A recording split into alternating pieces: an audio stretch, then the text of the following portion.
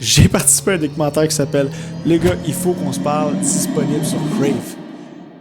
Bienvenue dans ce 4e épisode où je vous raconte les side quests, les aventures, les péripéties que la vie m'amène, des fois que je prends, des fois que je prends pas. Pas le temps de le prendre, parce que c'est quand même le fun. Puis là, surtout là c'est très intéressant. Les gars, il faut qu'on se parle, c'est un documentaire qui parle de la santé mentale chez les hommes et tous les tabous par rapport à ça. Parce que ça a l'air que les gars, au lieu de parler, on fesse dans un mur.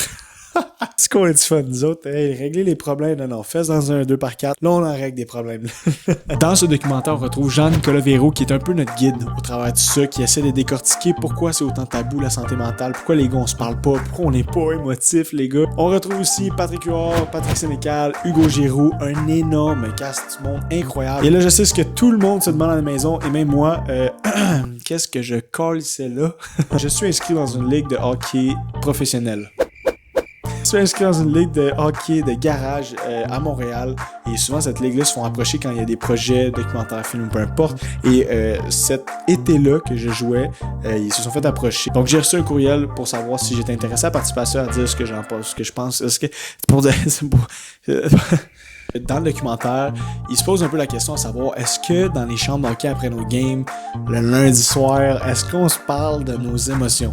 Ben non! Moi, tout ce que je jase, c'est de pourquoi j'ai fait un but entre mes jambes au lieu de faire une passe à mon père qui était totalement libre devant le filet. C'était quand même drôle parce que dans la chambre d'hockey, il y avait pas grand jeune. On était peut-être 2 jeunes, mais encore là, la plupart du monde, c'était pas mal dans la même tranche d'âge ou proche. Donc, tout ce qui jasait pendant 1 heure, ils pouvaient relate. Moi, je...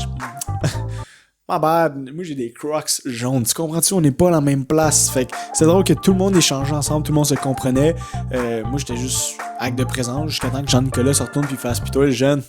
Ça va avec, moi ça roule ma poule. Il me semble qu'on parle, on est correct, ça y va au toast. On se parle du beau temps, on parle, on parle, on me semble. Non, je fais des blagues, mais pour vrai, c'est un documentaire qui est très touchant, très vrai.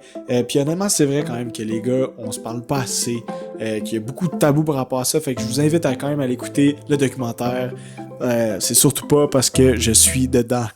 Oh shit! Ben ils m'ont gardé dans le code final. C'est quoi déjà qu'il disait dans les tête à claque? Hey, c'est-tu pas beautiful ça? Ah, c'est ça qu'il dit.